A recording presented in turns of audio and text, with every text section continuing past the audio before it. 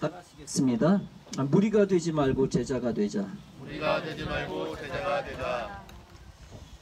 와보니까 캠핑카가 있네요. 캠핑카 있다는 얘긴 들었는데 막상 와서 보니까 참 좋습니다.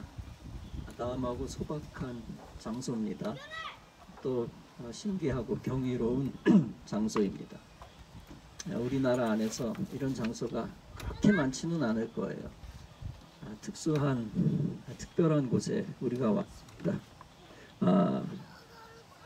여러 해 전에 미국에서 몇 개월 거할 때, 텍사스에 몇 개월 거할 때에 원로목사님이 오셨어요. 텍사스 폴트워스라고 하는 곳에서 집회를 하셨습니다. 집회가 끝나고 제가 관광을 시켜드렸는데 캠핑카에 태워드리고 한번 돌아다닌 적이 있어요. 원로 목사님이 작년에 소천을 하셨습니다만 여러 해 전에 캠핑카에 태워드린 거 잘했다라는 생각을 합니다. 한번 기회가 사라지면, 기회가 넘어가면, 지나가면 다시 기회가 오지 않지요. 오늘 우리 청장년 회원들 또 좋은 장소에서 또 우리 어린이들과 함께 캠핑카 체험도 하는데 또 언제 여기 또 오겠어요. 뭐 또 오면 좋겠는데 평생 오지 않은 기회가 될 수도 있겠지요. 그러나 어느 곳에서 우리가 마음을 가져야 될 겁니다. 세상에는 무엇이든지 어떤 분야든지 수준 차이라는 것이 존재합니다. 수준 차이. 운동 경기도 그렇고 미술하는 사람, 음악하는 사람, 예술 분야도 그렇고 또 정치, 경제, 사회 모든 분야에서 수준 차이가 분명히 존재합니다. 어떤 제품을 만드는 데 있어서도 그 기량에 따라서 달인이 되기도 하고 그렇지 않기도 하지요. 또 경험에 따라 달인이 되기도 하고 그렇지 않기도 하지요. 또 투자를 하는 만큼 수준 높은 물건이 만들어질 겁니다. 구두를 만드는 데 있어서도 대량 생산하는 경우가 있고요. 또 손으로 만드는 경우가 있어요. 핸드메이드, 수제품이다 라고 이야기를 하죠. 수제품, 정성이 들어갑니다. 또 비용도 많이 들어갑니다. 시간도 많이 들어가요. 그래서 또 장인의 기술이 들어갑니다. 그래서 수준이 높은 거죠. 제가 신고 있는 신발 10만 원은 넘겠죠. 그런 것도 있지만 또 수제는 막 100만 원이 넘는다고 합니다. 몇십만 원 이상 된다고 하죠. 노르베제라고 하는 기술법에 의하여 만든 거는 150만 원. 거기에 뭐 악어 가죽이 붙으면 뭐 300만 원이 더 추가된다. 뭐 이런 얘기가 있고요. 또 최고 막 600만 원짜리 수제 구두도 있다 그래요. 아무래도 수준이 높은 거겠죠. 물건 하나를 만들어도 막 만드는 게 있고 정성을 기울여서 몇 달이 걸려 만드는 것도 있고 차이가 있을 겁니다. 그런데 신앙생활에 있어서도 수준 차이가 있다. 신자들에게 있어서도 수준 차이가 있다. 그렇게 보는 겁니다. 특별히 본문 말씀에 보니까 두 가지 부류가 나옵니다. 두 종류의 신자들이 나와요. 첫째는 무리, 둘째는 제자. 처음에 무리들이 뭐였어요? 무리들은 다소 수준이 낮은 신자들입니다. 제자는 다소 수준이 높은 신자들입니다. 예수께서 산에서 설교를 하셨죠. 산에서 가르치셨습니다. 소위 산상수훈이라고 표현을 하죠. 많은 무리들이 모였어요. 예수님에 대한 소문을 들었겠죠. 예수님이 병을 고쳤다. 예수님이 사람을 살리셨다. 귀신을 쫓아내셨다. 여러 가지 기적들을 행하니까 또 많은 사람들이 더 모였을 것입니다. 이 산상수훈 가운데 사람들이 처음에 무리들이 모였는데 1절 말씀 보니까 예수께서 무리를 보셨다. 그리고 나서 산에 올라가 앉으셨다. 그랬더니 제자들이 예수께로 나아왔다 라고 했습니다. 뭐 여러 가지 해석이 가능하겠지만요.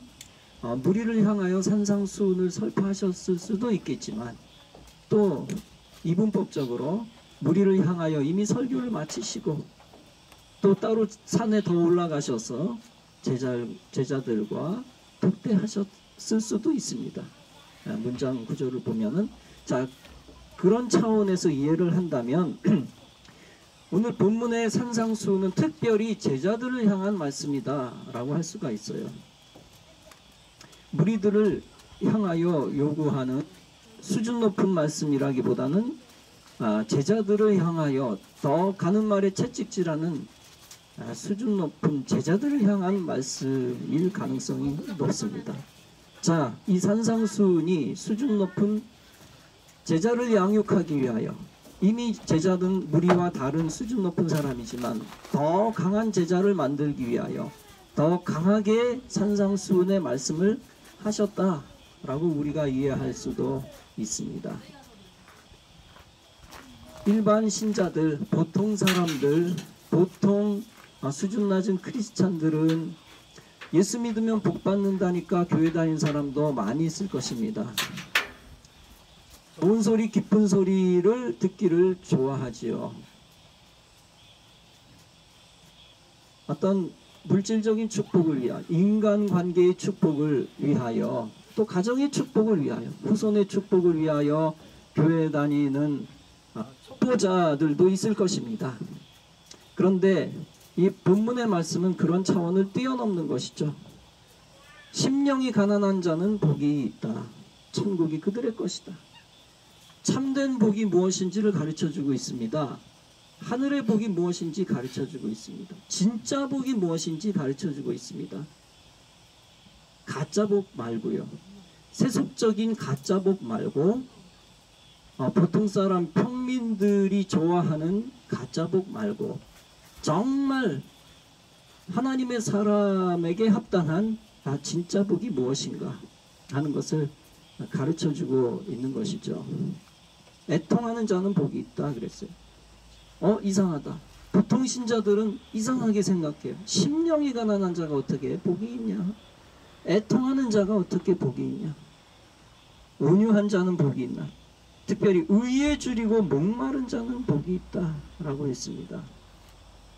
납득하기 어려운 말씀들이죠.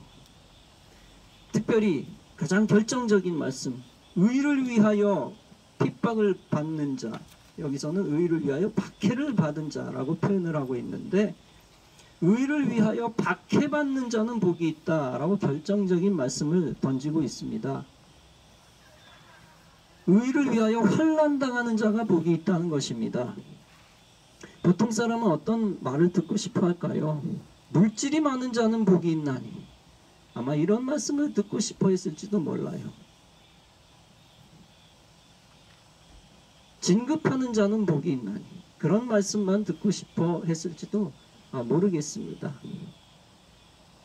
그러나 우리 하나님은 제자들을 향하여, 참된 신자를 향하여, 수준 높은 신자를 위하여, 의를 위하여 핍박을 받는 자는 복이 있다 라고 말씀을 하고 있는 것입니다. 주님이 원하시는 것은 제자입니다. 주님이 원하시는 마지막 사람은 제자다. 물론 제자들이 나중에 또 약해지기도 하고 또 주님을 멀리하기도 했지만, 그러나 예수님 부활 이후에 다시 회개하고 주님께로 다가왔죠. 그리고 주님을 위하여 충성하다가 많은 제자들이 순교를 했습니다. 결국 주님이 쓰시기에 합당한 제자로서의 삶을 살았어요. 훈련을 받았기 때문이고 또 우여곡절 끝에 모든 과정을 겪었지만 주님의 마음을 아프게도 했지만 훈련을 받고 주님의 말씀을 받고 또 말씀 받고 또 말씀 받아서 또 예수님의 부활 이후에 다시금 주님을 만나고 체험하고 그리고 결국 제자로서의 삶을 충실하게 감당하게 되었습니다. 온전한 제자를 만들기 위하여 주님은 산상수훈에 말씀을 하신 것입니다. 평범한 신자로 남기를 원치 아니하시는 것이죠. 단순히 형식적으로 예배드리다가 일생 끝나는 그런 안타까운 신자로 남지 않기를 원하신 것입니다. 참된 제자로 양육하기를 원하셨던 거죠. 주님이 원하시는 것은 선교사와 같은 마인드를 가진 신자가 더 많이 생겨나는 것입니다. 여러분, 선교사들의 생활이 어때요?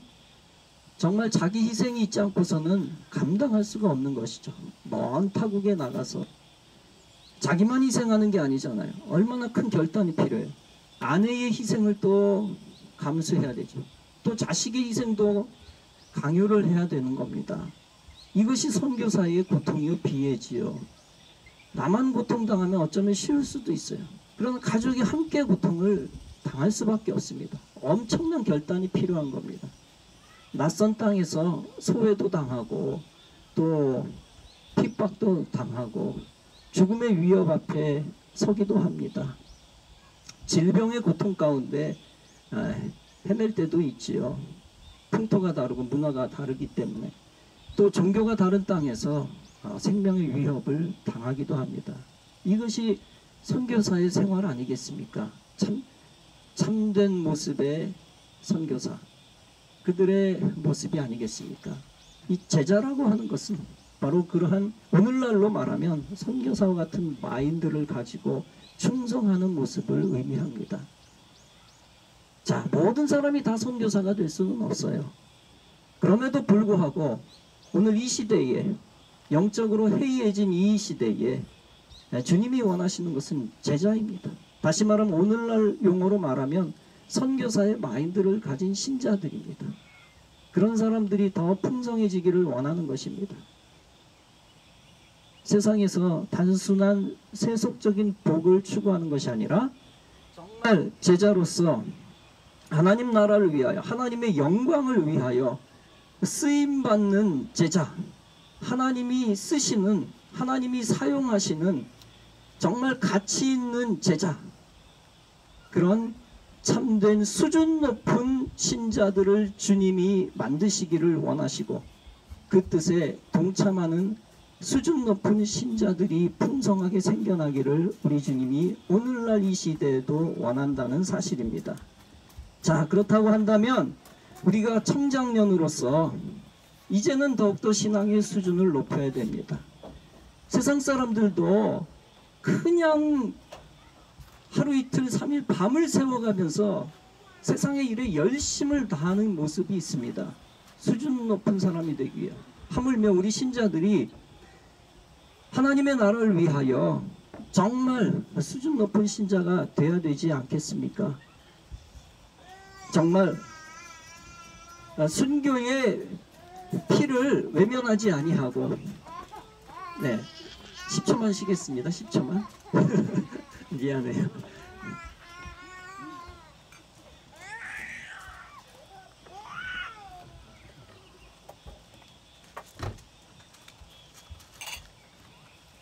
네, 제가 아이들을 무척 좋아합니다만 아이들이 이제 막 울면 제 정신이 혼미해집니다. 네, 자, 시작하겠습니다. 자, 주님이 원하시는 수준 높은 신자. 우리가 예배드리는 거 사실 피의 결과예요. 피의 결과. 순교의 피의 결과입니다. 우리가 대예배 드리는 것, 그리고 저녁 예배 드리고 새벽 예배를 마음껏 드리는 것, 또 심지어 성도들끼리 친교를 나누는 것, 이거 다 피의 결과입니다. 우리가 이 좋은 장소에서 좋은 캠핑카 안에서 거하면서 함께 성도들끼리 그리스도의 사랑을 나누는 것, 다 피의 결과예요. 선교사들의 피가 있었기 때문에, 또 순교자의 피가 있었기 때문에 우리는 이 땅에서 자유롭게 예배를 드리고 또 자유롭게 모여서